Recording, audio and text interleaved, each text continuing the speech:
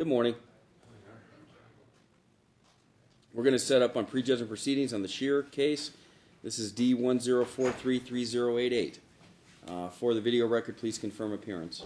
Ellen Bezian, bar number 6225, here with the plaintiff, Jason Shear.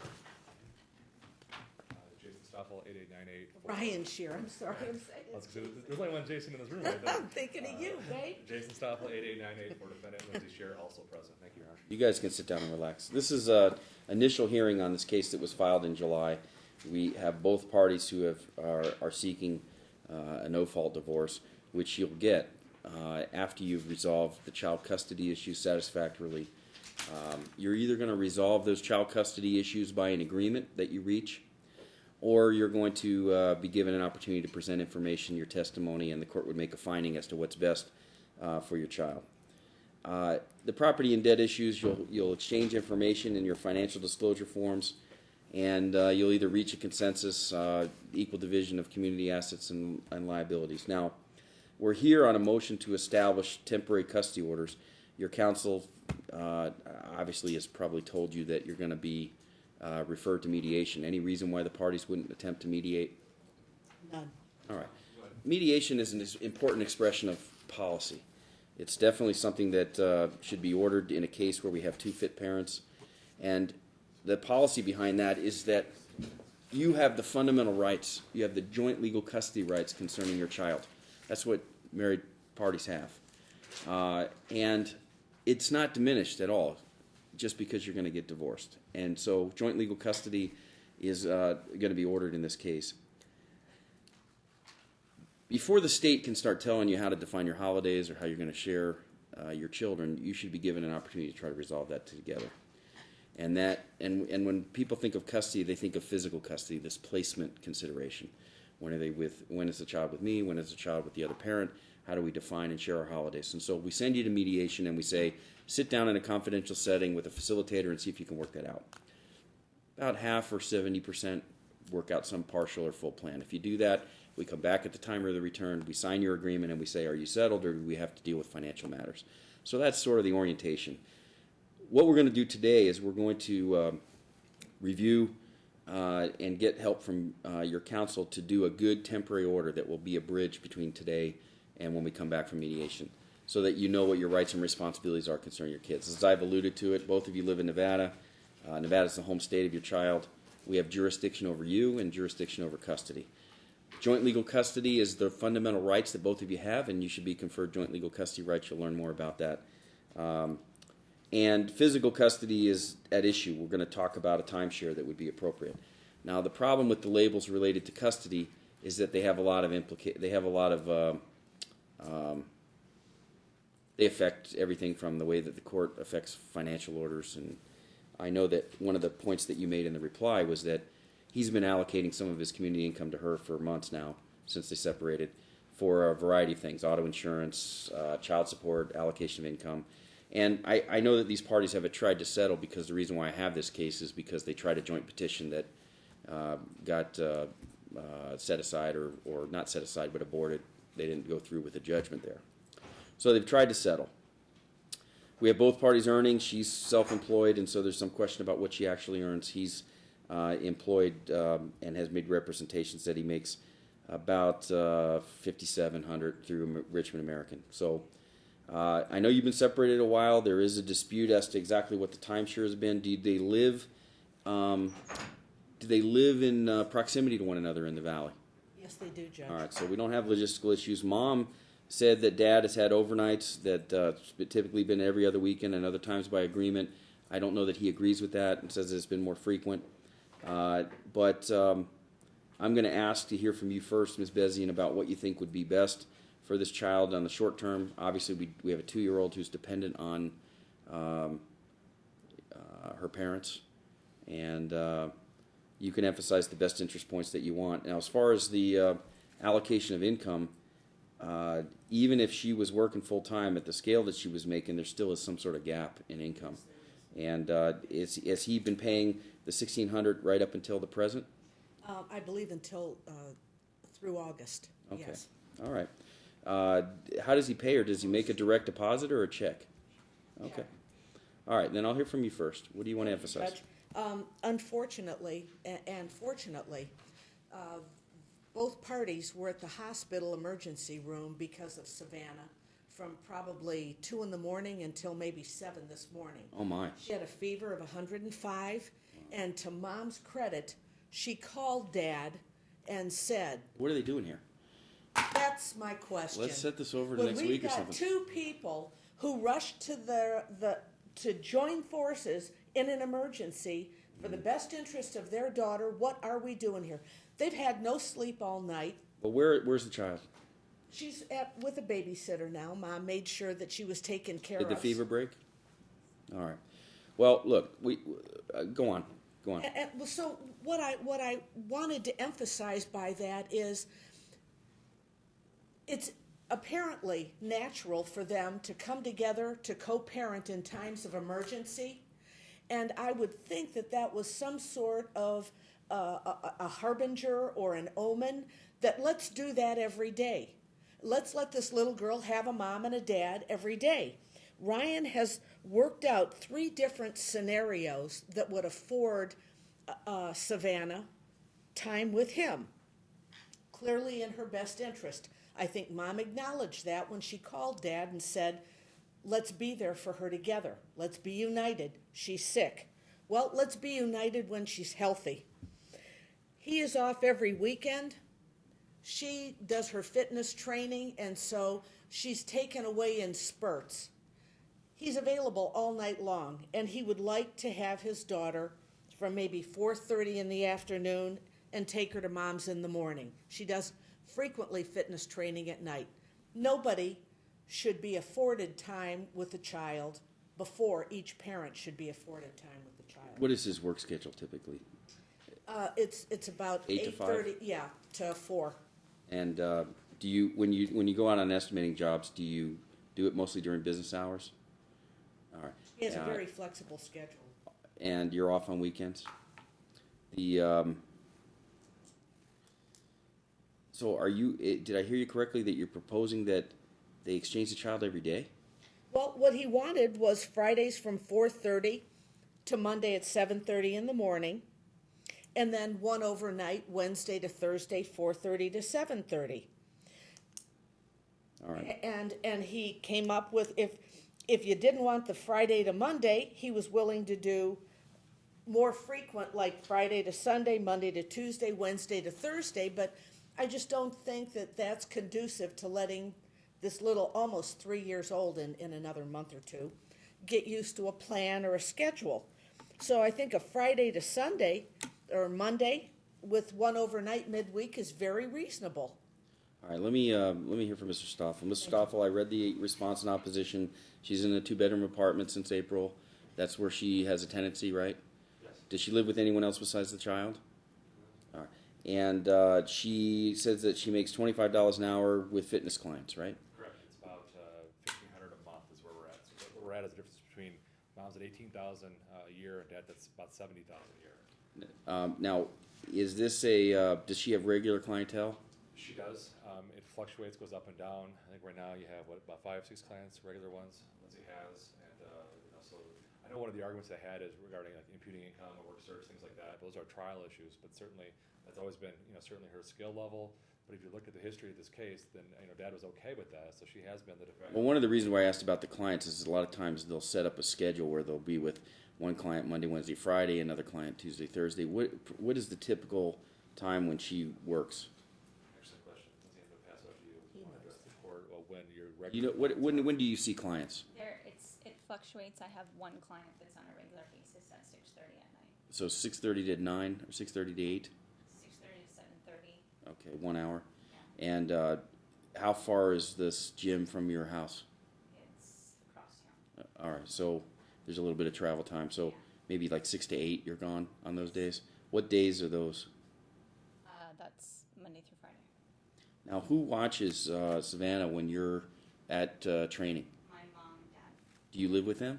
No, How far do they live from you? they live 5 miles.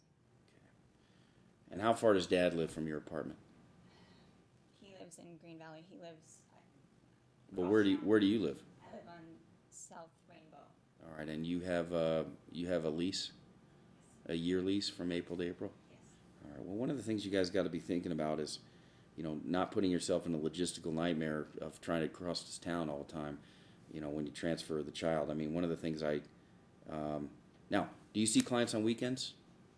Saturday. And do you try to have your clients for a block of time? I mean, you're not, do you do any clients early in the morning? Do you, like before work, or? It depends what time on Saturday, but if I have a couple in a row, I'll try and schedule them in a block. Do you have any relationship or responsibilities with the gym where you have to cover floor hours or anything like that? No. Do you work out of one place? No. All right. Okay. Mr. Stoffel, what do you think is best on a temporary basis while these guys mediate? Well, I think, what works is what they have been doing is the every other weekend and then the Wednesday overnight. That's what they have been doing, and I think that, as we get past this first hearing, I think the stress level will go down. I fully expect this case to settle probably at FMC. Well, every other weekend, there seems to be a factual dispute as to whether that's all he's had. Has he had most weekends, or are you adamant that he's at every other weekend? I think it's been every other weekend. Lindsay, what has he had? Every other weekend and every Wednesday overnight. Okay. Do you? How did he define the weekend? Did he pick up Friday and return on Monday morning? No. What time would he return? It was Friday after work to Sunday. I believe it was around like 4:30. Okay. And how did you share transportation? Would you pick up or drop off, or would he pick up or drop off? Originally, it was I would take Savannah to his work, and Sunday we would meet somewhere in the middle to drop her back off to me. Okay. All right. Anything else? No, I mean, we just want to have what's going to work. In this case, procedurally, you look at, there was a repetition that was on file, and of course, that whole idea was to not have attorneys involved, to do this amongst themselves, and that was actually good. Well, you read it, right? It wasn't. There was going to be work done after that one, because they were being they were being Pollyanna about what they were going to do with their timeshare. Look, it's very hard to do what you're doing, to define custodial timeshare. What I would say is this: you guys aren't going to, hopefully, you will not live by a schedule where you go, oh my God, it's 4:30, I got to be here and there. You'll be considerate and cooperate with each other and work off of a schedule, and you'll let the ebb and flows of birthdays and family events and other things sort of be a fair quid pro quo, okay? But you got to understand that when you disagree or when you have issues, you got to follow a schedule. And that schedule is required to be something that a stranger could pick up and decide who is supposed to have custodial responsibility of the child. And you guys were hedging when you did your joint petition. You just said, we'll just share and we'll work on it. Well, the problem is the devil's in the details. There is no detail there, and there could be a lot of hard feelings, or there could be self-help is another nice way of saying people taking advantage of a vague order. So we don't want that. We want you to know that you're going to share your child, you're going to have frequent association and meaningful contact and relationship. That's the things we try to accomplish. And frankly, there's a huge difference to what you're proposing, because it amounts to about 4 or 5 days different per month. But we can find something within that for you guys to work through. Okay, the amount of money that he's paying is going to be a trial issue. But right now, you're still married, and your income is an allocation. It's non-taxable, non-deductible allocation, and you've been very responsible in allocating that money to her. It's a significant amount of your net income, and there's obviously a need. She needs to maximize her income too. Get as many clients as you can within your schedule, and $1,500, even if you got child support, isn't going to be sufficient for you to have the place you want and the lifestyle you want. So, is that a salary of $70,000 that you make? And do you get a bonus or any other kind of component of income? Discretionary. And does that come in the spring usually? End of the year. All right. Well, hopefully we'll be resolved in this case before then. But your salary is all you get right now. All right. Any other points you want to emphasize? One, Judge, Mr. Stoffel represented to me that she was going to file an amended financial disclosure form because she's been making more money. And I didn't quite get I get $1,500, but I pay $1,500 every month. And he said it was going to be amended, so I would expect that. Well, if he's paying $213 for car insurance, and 1,600 to her, and she makes 15. She's got about 32. Right. And That's not reflected anywhere. well, I can do the math. So anyway, but okay, Mr. Stoffel, anything else?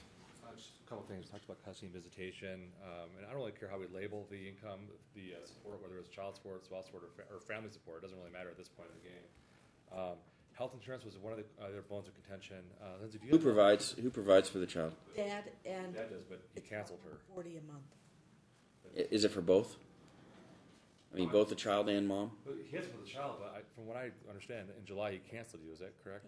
Yeah. He canceled, so these are- That's a Yes, risk. You haven't canceled it, have you? Lindsay, but we discussed it prior.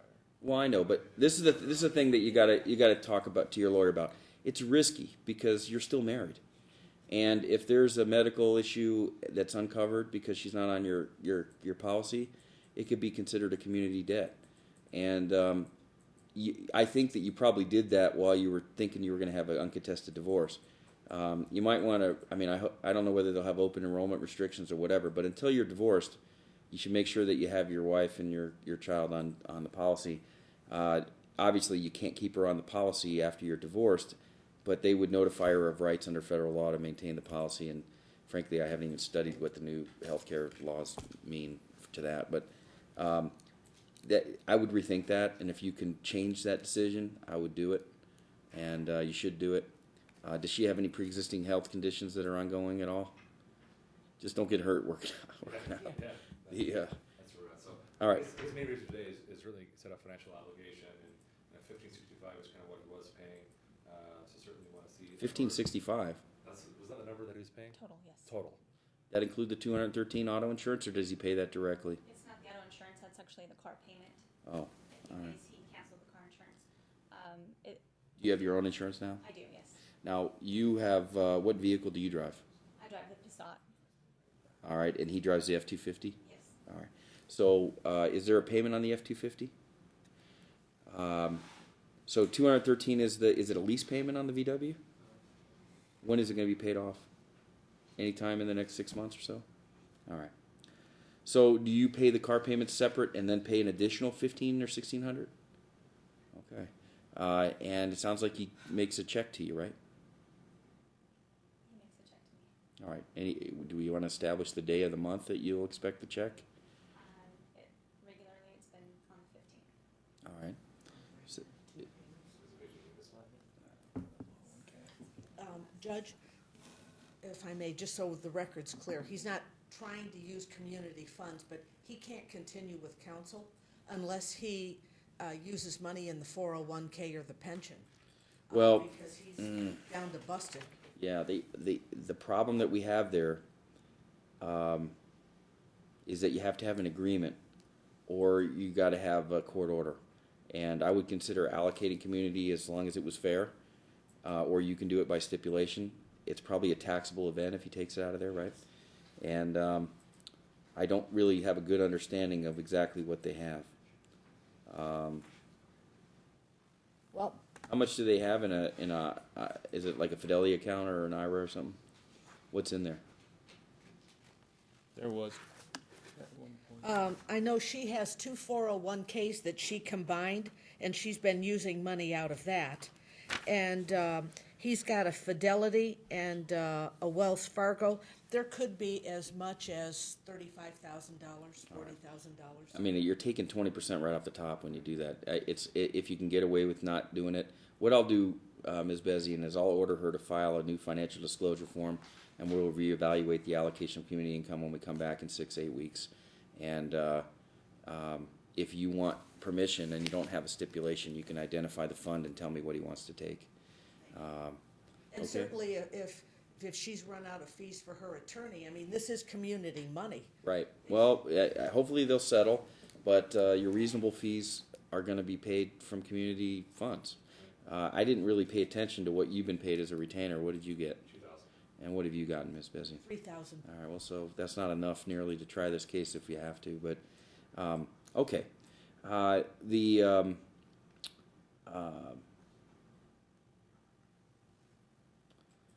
The court is going to expect an order from you, Ms. Bezian, that you can run by Mr. Stoffel that has all of the points of establishing Nevada having jurisdiction of the parties in the subject matter, joint legal custody. They're going to have a shared custodial arrangement of Savannah. That's intentionally non-legal title. You guys will, it'll be a weekly timeshare, and in mediation I want you to talk about what's best as far as holidays in that weekly timeshare. Dad is going to have all weekends except for the fourth weekend of the month, defined as the Friday of the month, and the Friday at 4:30 until 5 o'clock on Sunday. So the fourth Friday of the month will be Mom's weekend. If there's a fifth Friday of the month, then of course that's Dad's, and there are some months with 5 weekends. Dad will also have from 4:30 on Wednesday until 7:30 in the morning on Thursday every week. So you never go more than a week without seeing the child, and other times by agreement. I'm not going to issue an order of first right of refusal, even though that is a pending request. But if you live closer together and Mom had to go across town from 6 to 8 a couple nights a week, that would be a logical time when you could pick up extra time with the child instead of having her folks watch the child. And I'm not making it a court order, but I'm suggesting that that would be a way for him to have additional time, not an overnight, but just that 2-hour block where they can spend time together. It's just if it sends you 15 miles out of your way, that illustrates my point. And other times by agreement of the parties. This is a good shared arrangement that maximizes meaningful time between the parents and the child, and is defined as a shared custodial arrangement. As Mr. Stoffel says, I got to start putting child support labels on your agreements or my court orders before we finish. But right now, you're paying more than sufficient allocation of income to meet both the needs and the child support obligation. Your child support would be considerably lower than the amount that you're paying, but you're paying a component of maintenance and support. He'll continue to pay the car payment and the allocation of monies by the 15th of the month. It'll be non-taxable, non-deductible monies, and is subject to re-argument and review at the return of mediation. If you can pump up your income to $2,500 a month, that would materially affect that amount of money. You probably, at $25 an hour, 100 hours a month is probably a reasonable expectation. Have you ever made $2,500 or $3,000 a month in doing that? Well, times are tough. People are cutting out personal trainers and other things from their budgets. But you've been licensed, 3 or 4 years now? Okay, well, you need to maximize your earnings. So as to the motion, there isn't going to be any work order. I've already addressed that in precatory statements. There's a mediation referral, there's a temporary custody order, and we'll be back on the date and time on the bottom of your form. And unless you hear differently in writing, it's going to be here. For the amount of, so he's paying the car payment, that amount was? $213 and change, right? The other amount he's paying by the 15th, are we saying it's $1,565 or? Well, he rounded to $1,600, but if it's a different number, just tell me what it is. What is $1,565? By the 15th, starting October 15th? What did he pay her for September? Not the full amount, what did he pay? Paid me $625. All right, just whatever you paid her, subtract it from $1,565 and pay her the net. You get paid Friday, tomorrow, or next Friday. I won't have money until next Friday. All right. Well, you just got to pay it as soon as possible, and the court will consider any stipulations of the parties to allocate income for either fees or maintenance, or but that there'll be no specific order today. Any questions? Just be deferred to next hearing then? Well, when it says deferred, it clues me in that I'm going to be anticipating an argument. I don't know if I'm going to get an argument on it, but I've made a note of it that I'll look at the financial disclosure forms clearer on, if she's already taken some 401k money or small monies, I would want to know were they taken before or after this case was filed. And is there a joint preliminary injunction in this case? Yes, there is. Well, it's not an order, but it's a directive that you're not supposed to be doing self-help related to assets without an agreement or court order. Okay. There's one other miscellaneous issue, and I don't know if it's a big issue today. There's an issue with Dad buying a motorcycle, then evidently selling it, and I don't know if that was an issue the court wants to just tackle a little bit regarding. I think that's a trial issue.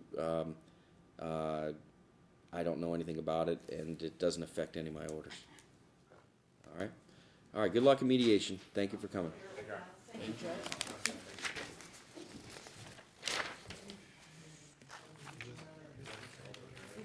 Does he only have access to it? I will, Right on time then, right? Perfect. David. Bye-bye. Good seeing you.